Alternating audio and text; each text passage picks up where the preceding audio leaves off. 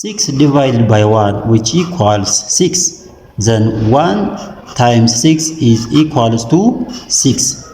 Here 6 divided by 6, which gives us 1. Okay, but this answer is not correct, because according to the order of operation Pemdas, first we have to do parenthesis, then exponent, then multiplication or division, and finally addition or subtraction.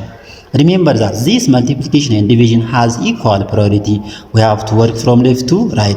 The same is applies to this addition and subtraction. Okay, therefore according to Pemdas, first we have to this parenthesis 6 divided by 1, which gives us 6. Then 6 divided by 1 times 6. Okay, therefore here is one division and one multiplication. As I have told you that according to Pemdas, multiplication and division has equal priority from left to right.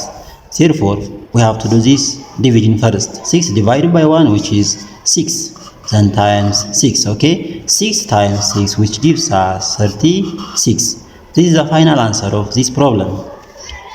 Therefore the correct answer of this problem is 36.